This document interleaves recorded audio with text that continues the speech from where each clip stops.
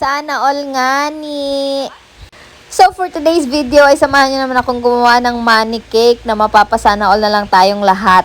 O bago ang lahat ay ipapaliwanag ko sa inyo kung bakit nga ba mas mataas ang presyo ng money cake.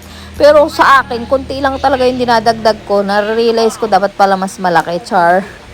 Kasi dahil po napakatrabaho nito, magapapalit kami, magapabariya, magasilid sa soup, sa plastic, tapos yan. Buti na lang talaga at nakita nung anak ko, yung, ang tawag dito, sealer, napadali-dali yung trabaho ko. Pero inalagyan ko pa rin siya ng tape. Tapos yan, inabilang natin, bago natin rolyohin. Tapos diyan, pagka-rolyo ay ready na ilagay sa ating cake. So yun na nga ni. Ang cake na ito ay para sa 3 years old. Sana all at tulaan nyo kung magkano. Yung nilagay nating pera, nakita nyo naman napakaraming libo, diba? Mapapasana all ka na lang. 18,000 lang naman ang huhugutan ni Bebe sa kanyang cake. At si Ma'am nga ni pala ay nag-inquire lamang sa Surprise Delivery Katanawan page. At ayan nga yung ating ilalagay na cake topper. Nilagyan ko muna siya ng hot water. Siyempre kasi ilalagay natin siya sa cake. Kaya kailangan natin yun gawin. At dito nga sa part na ito ay kailangan natin maging maingat sa pagpapakinis dahil baka masira pa yung upper part niya.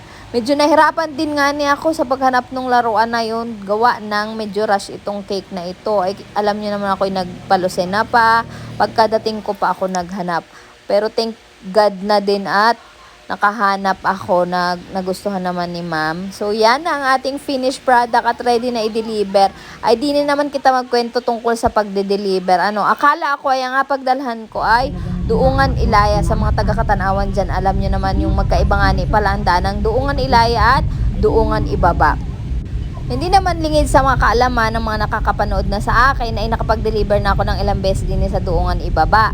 Ay di tinanong ko si Ma'am kung saang parte ay dulo daw ng kalsada. Ang pagkakaintindi ko, dulo ng semento, dini nga ni. At di kayo nakita nyo, nag-deliver na ako dyan. Medyo lagpas lang ng kaunti doon sa dulo ng semento. Puro rough road na siya. Yung napagdalhan ko, ay di ang isip ko ay alam ko na. Ang masistika pa ay ako'y naiihi. Yung palang dulong kalsada, as in literal na dulo pala sila ng kalsada. Dulo ng Duungan Ibaba. Siya, sa mga nakarating na din yun lang ang makakarelate. Ay napakalayo pala. Lagpas pa niyang Duungan Ibaba at elementary school. Yan, napakakipot pa ng daan. At sa kalayuan nga ni yung sasakyan ng cake ay gumulong na. At pero thank God at nakapag-deliver kami, naging maayos naman.